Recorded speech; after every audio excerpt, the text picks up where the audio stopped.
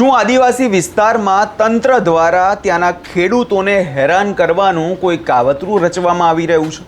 આ સવાલો અમે નથી પૂછી રહ્યા, પર આ સવાલો આદિવાસી વિસ્તારના ખેડૂતો પૂછી રહ્યા છે. શું છે સમગ્ર મામલો, તેના વિશે વિગતે ચર્ચા કરીશું. નમસ્કાર, હું છું પ્રથમ મોદી, આપ જોઈ રહ્યા છો નિર્ભય ન્યૂઝ. ગુજરાતમાં જ્યારે પણ વરસાદ આવે કે વરસાદ આવ્યા પછી જે પાકની સિઝન આવવાની હોય તે સમયે ખેડૂતો હંમેશા વિરોધ કરતા હોય છે. આ સવાલો અત્યારે એટલે કહેવા પડી રહ્યા છે કેમ કે જે પ્રકારે અત્યારે છોટાઉદેપુરમાંથી સમાચાર સામે આવી રહ્યા છે કે છોટાઉદેપુર જિલ્લામાં રવિ સિઝનના પાકની ખરીદી મુદ્દે ખેડૂતોમાં હવે ભારે નારાજગી જોવા મળી રહી છે.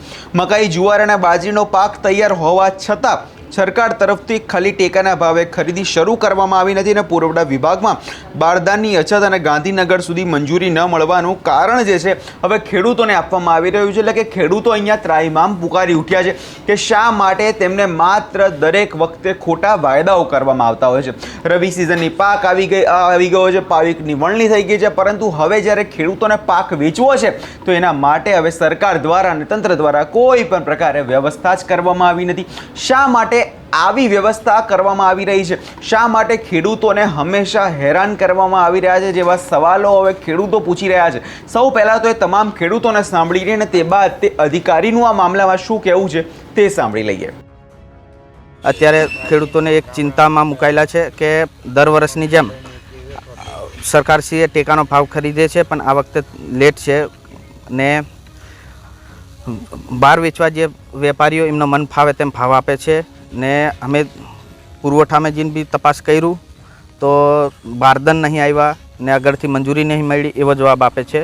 તો અમારે સરકારશ્રીને નમ્ર વિનંતી કે વહેલા તકે અમારા ટેકાનો ભાવે ખરીદે, અમારા લોકો ખેડૂતોને આ ચિંતામાંથી દૂર થાય. અને અત્યારે માવઠાની બી સિઝન છે ને લોકોને બધો માલ ઘરમાં પડ્યો છે ને વહેલા તકે ખરીદે એવી અમે આશા રાખીએ છીએ.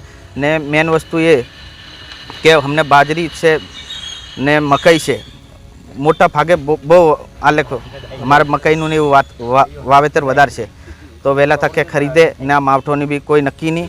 ખેડૂતોને એમે નુકસાન જવાનું, પછી એમે નુકસાન, તો સરકારશ્રીને નમ્ર વિનંતી કે આ વહેલા તકે ખરીદે એવી અમે આશા રાખીએ છીએ. લાલુભાઈ બીજલભાઈ રાઠવા. મકાઈનું વાવેતર કરેલું છે પણ સરકાર વહેલી તકે ખરીદે એવી અમારી માંગ છે.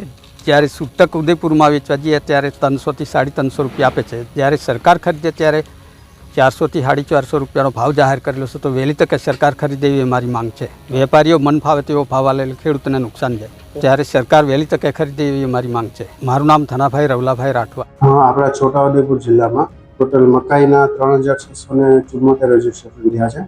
જુવાર માટે 80 રજીસ્ટ્રેશન છે, ત્યારે બાજરી માટે ફક્ત 60 રજીસ્ટ્રેશન થયેલા છે. સરકારશ્રીમાંથી એક પરિપત્ર આવે છે ખરીદી માટે કે આપણે હેક્ટર દીઠ મેક્સિમમ કેટલું લેવાનું છે ને પર ખેડૂતોએ 2 હેક્ટર મુજબ આપણે ખરીદી કરીએ છીએ. એ પરિપત્ર હજી સુધી આવ્યો નથી અને આપણા જિલ્લામાં બારદાનની અત્યારે થોડીક અછત છે. જરૂરિયાત કરતાં ખૂબ જ ઓછા બારદાન છે, એટલે હાલમાં આપણે વધારે ખરીદી કરી શકીએ એમ નથી. એટલા માટે બારદાનની આવક વડી કચેરી ગાંધીનગરને કહેવા મુજબ ટૂંક સમયમાં આવનાર છે. તો બારદાનની આવક ચાલુ થઈ જશે એટલે આપણે તાત્કાલિક ખરીદી શરૂ કરવાની આયોજન કરી લીધેલું છે. દર વર્ષે એમાં કારણ એવું છે કે જનરલી મકાઈની ખરીદી આપણા જિલ્લામાં અત્યાર સુધીમાં હાઈએસ્ટ આ વખતે રજીસ્ટ્રેશન 3674 થયા છે. જનરલી બહુ જ ઓછા રજીસ્ટ્રેશન થાય છે, 50થી વધારે આજ સુધી કોઈ રજીસ્ટ્રેશન થયા જ નથી. પણ આ વર્ષે ખેડૂતોને ખૂબ જ ઓછો ભાવ મળતો હોય એપીએમસીમાં. સરકારી જે ટેકાના ભાવની ખરીદીની જે જાહેરાત હોય છે એ મુજબ રજીસ્ટ્રેશન કરવામાં આવેલા છે, જે ખૂબ જ બહોળા પ્રમાણમાં થયેલ છે.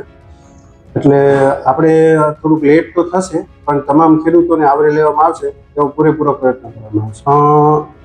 અમારે વડી કચેરીથી આપણા સૂચના મુજબ 10 થી 11 તારીખ સુધીમાં અથવા એ તારીખ સુધીમાં બારદાનની આવક થનાર છે. તો જેવી બારદાનની આવક ચાલુ થઈ જશે તમામ સેન્ટરોએ આપણે બારદાન પહોંચાડી દઈશું અને within 2-2 days we will start our procurement. Manoharsinhji Chudasama, જિલ્લા પુરવઠા મામલતદાર.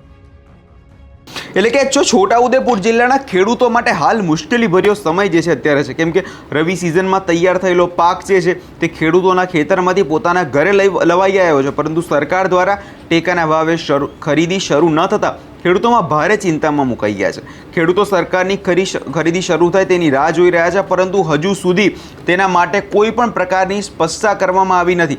એક તરફ લગ્નની સિઝન છે, ઘર ખર્ચ છે, ખેડૂતોને તાત્કાલિક અત્યારે પૈસાની જરૂર છે, તો બીજી તરફ માવઠાની ભીતિ પણ છે. ખેડૂતોને અત્યારે એવું છે કે હવે આગળના સમયમાં જે વરસાદ આવી રહ્યો છે, અત્યારે પણ આપણે જોયું કે ગુજરાતના ઘણા બધા ભાગો છે ત્યાં કમોસમી વરસાદ પડી રહ્યો છે, અને તેવામાં જો આ ખેડૂતોનો પાક બગડી જાય તો સરકાર શું જવાબદારી લેશે? સરકાર શું એવી ખાતરી આપશે કે ભલે તમારો પાક બગડ્યો હોય, અમે તમારી જોડેથી આ પાકની ખરીદી કરી લઈશું, તો ખેડૂતો ચિંતામુક્ત થઈ જાય? પણ આ વસ્તુ અત્યારે છોટાઉદેપુરમાં નથી કરવામાં આવી રહી ને ખોટા વાયદાઓ કરવામાં આવી રહ્યા છે. એવું કહેવામાં આવી રહ્યું છે કે ગાંધીનગર સુધી કાગળ મોકલ્યો છે, પરંતુ કાગળ તો સાહેબ ક્યારે તમારો પાછો નથી આવતો. હવે આ ખેડૂતોને મૂર્ખ બનાવવાનું છોડો અને ખરેખરમાં જો તમારે એમનો પાક લેવાનો હોય તો તેમની સાચી હકીકત જણાવો. બાકી ખેડૂતો હવે ઉગ્ર આંદોલન કરશે જેવી ચીમકીઓ પણ આગળના સમયમાં આપી દેવામાં આવી છે. હવે આ તમામ મામલે નજર એ રહેશે કે આગળના સમયમાં આ મામલામાં થાય છે શું સરકાર દ્વારા ખરેખરમાં પાક ખરીદી કરવામાં આવે છે કે માત્ર ખાલી આશ્વાસન આપવાનું ખાલી આ વખતે કામ કરી લેવામાં આવ્યું છે સરકાર દ્વારા? આ વિષયમાં તમારો શું અભિપ્રાય છે અમને કમેન્ટ કરી ચોક્કસથી જણાવજો, અને અમારી ચેનલ નિર્ભય ન્યૂઝને લાઇક, શેર અને સબસ્ક્રાઇબ કરવાનું ભૂલશો નહીં.